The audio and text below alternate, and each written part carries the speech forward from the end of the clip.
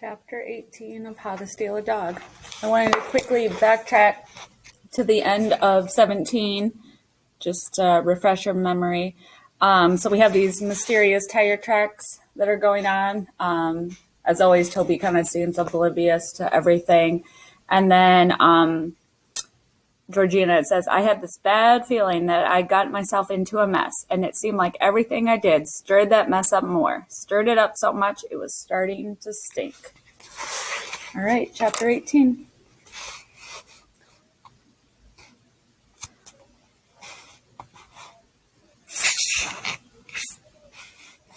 By the time Mama got back to the car that night, Toby was asleep and I was finishing out my math homework. Hey, Mama said, tossing her purse on the seat and handing me a blueberry muffin. Me and Toby stayed here all afternoon like you told us to, I said, peeling the paper from the muffin and taking a bite. It was dry and crumbly, but it tasted good. I know that's hard on y'all, Georgina, Mama said. I promise things will be better soon. Yeah, right, I said in my head. I've heard that before. But out loud I said, have you got enough money saved up yet? Mama sighed. Well, I was doing real good until this darn car decided to up and die on us, she said. I swear, when it rains, it pours. What are we going to do now? I said. She dug through her purse and pulled her car keys out. I'm trying to find somebody who can fix the car cheap, she said. Patsy's nephew might take a look at it tomorrow. She put the key in the ignition and turned it, but this time, instead of that click sound we'd been hearing, the engine whirled and whirled and then started with a roar. Mama jerked her head around and grinned at me. It started, she squealed. Toby sat up and rubbed his eyes. What happened? He said. I pumped my fist into the air and let out a whoop. Mama clasped her hands together like she was praying and hollered up at the ceiling. Hey, sorry, I'm making a video. Okay, all right, bye. The car started, Toby said. Me and Mama nodded at him, and then we all slapped each other a high five. Mama put the car in gear and pulled it into the street. Let's go find us a place to spend the night before our luck runs out and this darn thing dies again. Why do you think the car started? Is it just, it just happened to start again, or did someone come and fix it? We drove through the streets of Derby, Mama humming, Toby snoozing, and me wrestling with all my crazy thoughts. First, there was Willie, tied up to that rotten old porch instead of curled up next to Carmella. Then there was Carmella, missing her little dog more than anything. And then there was Mookie. How come he kept popping into my swirling thoughts? I wasn't sure. But something about those bicycle tire tracks and this broken down car starting up like it did had got me thinking about Mookie. Mostly he just seemed like a crazy old man, but sometimes I wondered if maybe he wasn't as crazy as he seemed. We spent that night on a dark, quiet street not far from Whitmer Road, which made me think so much about Carmella I didn't sleep too good. I kept picturing her in my mind, tossing and turning in her bed.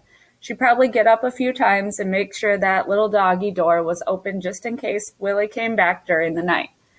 Maybe she'd shine her flashlight up and down the street, whistling and calling his name. She might even think she heard him barking from way off in the woods again and drive her car in that direction, hollering his name out the window. Then she'd come back home all alone and sit on the couch with one of his chewed-up toys in her lap. When my mind started wandering over to that old house where little Willie was curled up on that dirty, falling-apart porch, I sat up in the back seat and looked out the window at the moths fluttering around a nearby streetlight. The air smelled sweet like honeysuckle. I could hear the sound of a creek nearby, that even ripply sound of water. Every now and then a bullfrog croaked. Those noises reminded me of the time me and Luann camped out in her backyard. We had shined our flashlights up on the ceiling of the tent and told each other our secrets, what boys we liked, how many kids we wanted when we got married, stuff like that. Then Luann had said we had to tell each other the worst thing we had ever done. She told me how one time her mom had knitted her a sweater and she had hated it so much she threw it in the garbage. Then she told her mom she had left it on the school bus. When it was my turn, I had told Luann about the time I wrote a nasty word on my desk at school. When my teacher saw it and hollered at me, I told her Emily Markham had done it. Emily had cried so hard she got an asthma attack and had to go home. That was it. That was the worst thing I'd ever done, but not anymore. If Luann and I camped out and shared our secrets now, I'd have to tell her that I'd stolen a dog. What would she think about that? I wondered. I fell asleep that night to the soothing sound of the creek, flowing over rocks and winding through the dark woods somewhere outside the car window. The next day at school, I went straight on over to Carmella's. Toby had to study for a spelling test at the coffee shop. Mama thought I was trying out for the softball team like Luann and Liza and everybody. I knew I shouldn't be lying to Mama, but I had to. I needed to find out if Carmella had gotten any money yet. When I got up to the porch, I could hear Carmella inside yelling, "Yeah, well, thanks a lot, Gertie." Then there was the bang of the phone slamming down hard. "Carmella?" I called through the screen door. I heard her shuffling up the hall. "It's me, Georgina." I squinted through the screen into the dark room. Carmella was standing there with her arms dangling limply at her sides and her hair hanging over her face. "Carmella?" She lifted her head real slow and looked at me. Her face was all red and splotchy. I pushed the screen door open and stuck my head in. "Can I come in?" I said. She nodded. I stepped inside. The house smelled like rotten food or something. "What's the matter?" I said. Carmella made her way over to her easy chair and dropped into it with a grunt. Her hair was damp and with sweat sticking to her splotchy cheeks.